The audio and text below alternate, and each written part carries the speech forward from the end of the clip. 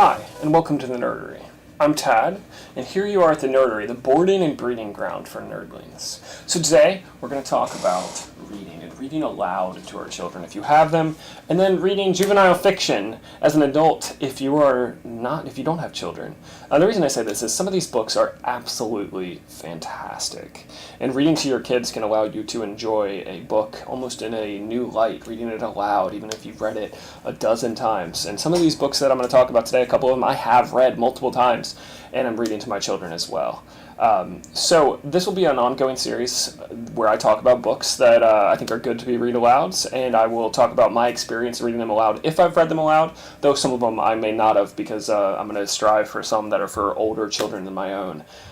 So with that said, today's kind of subtopic is... Dun dun dun! Talking animals. So I got 3 books today with talking animals that I think are great read-alouds for your children. They'll inspire imaginative play. They will take them away to another world and kind of create a playground for their mind. All 3 of these books actually have movies based on them, and I would recommend that you skip the movie and read the book. Maybe watch the movie later, but read the book first. That's actually a policy I have. I don't watch a movie unless I've read the book, though that does not apply to comic books, in case you're wondering. So, with no further ado, the first one is The Wizard of Oz, The Wonderful Wizard of Oz by Frank Baum. Frank Baum, sorry, can't talk today. So, it is a story about Dorothy, as you probably know. Dorothy, who gets carried off in a tornado to the land of Oz from the city of Kansas. She just wants to find her way home. She's told that if she follows the yellow brick road, she will find her way home. She meets a cast of characters along the way, defeats the Wicked Witch of the West, and does eventually find her way home. Now, the book is weirder than the movie. I know you might think that's crazy, but it's true. It's fantastic. It'll hold your kids' attention because it's so strange and so weird. It'll hold your attention for the same reason. Highly recommend reading it. It actually spawns a whole series of books, though most of them are not as good as The Wizard of Oz. They're not horrible, so they're probably worth a read at some point. Maybe as your kid grows, they can read them to themselves. But I really enjoyed this one. I read this to my 2 oldest when they were 4 and 5. They absolutely loved it. They would beg me to read it. You know, because they were so young, I think I could probably read it to them again, and they'd really like it. But it has talking animals like the Cowardly Lion that you're familiar with, and more. So highly recommend reading it. Read it to your kids. If you haven't read it and you're an adult, come on, read it. You've seen the movie. You're breaking the rule number 1, which is you don't go see a movie until you've read the book. It's just the way things go. So read it. Check it out. Definitely recommend. The next is The Lion, the Witch, and the Wardrobe, which is the first published book of the Chronicles of Narnia, though it is not the first book in the narrative story, but it's probably the best entry point. In it, you have 4 children who crawl through a wardrobe and find themselves in a magical land of Narnia with fauns and satyrs and talking animals like beavers and a lion who seems to command and demand respect, and a wicked witch who has caused winter to come, but never Christmas. Yeah, winter but never Christmas. That's sad. But it gets sadder because one of the boys is a traitor. He leaves his siblings behind and he joins the Wicked Witch for a little while. But Aslan, the great lion, sacrifices himself for the traitor.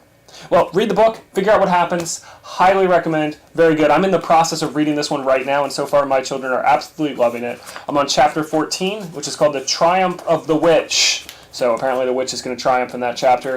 If you're an adult and haven't read this book, you need to read it. If you have kids that are like 6, 7, maybe even 5, read this book to them. They'll enjoy it. They'll sit enthralled, and you will have a great time reading it to them as well. The last one we're going to talk about today with talking animals is The Hobbit. I know, I'm stretching it. There's really not a whole lot of talking animals in this book, but I don't care. A dragon is an animal, and it talks. A thrush is an animal, and it talks. If you got a problem with me putting The Hobbit on a list, go ahead and stop. Just don't watch my channel, don't subscribe, don't do anything, because The Hobbit is fantastic, and it will be on a lot of lists. Why? Because I like it, okay? Alright, thank you.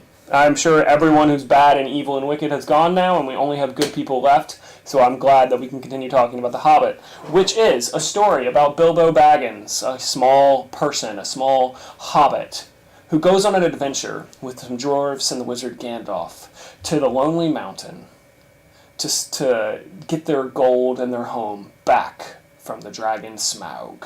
Along the way, Bilbo finds a lot about himself. He finds a magic ring that turns him invisible. He gives some riddles to a strange creature in the bottom of a cave in the Misty Mountains. He fights goblins. He sees a battle of 5 armies, and much more. Now, you may have seen the movie that they split into 3 parts. That movie should probably be edited down to 1, and then maybe it would be passable. Either way, this book is fantastic. If you are an adult and you have not read this book, go read it. If you have children and they're of the appropriate age, go ahead and read it to them. I do want to forewarn you, there are some sad parts that may be a little sad for younger children. I have not read this book to my children yet, but I hope to soon. It's a very good one. Now, on the same note, sometimes we can't read aloud to our children because we're in a car. So that's where these come in.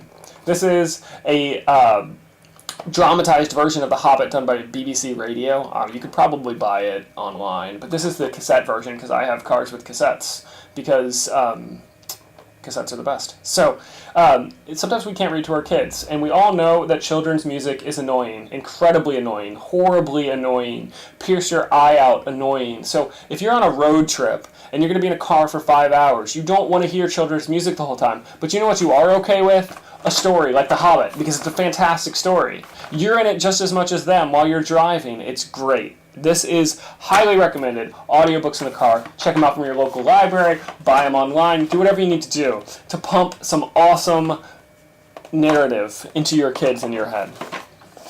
So if you don't read to your kids, tell me why. Why don't you do read alouds to your kids in the comments? If you do read aloud to your kids, go ahead and in the comments give some tips, some practical tips on how you get them to sit still. Do you give them Legos? Do you give them Duplos? What do you do when you're reading to your kids aloud? So that's it for this time. Please follow me on Instagram at The Nerdery. Like me, or follow me on Twitter at The Nerdery as well. Like this video and please subscribe. It's been The Nerdery, the boarding and breeding ground for nerdlings.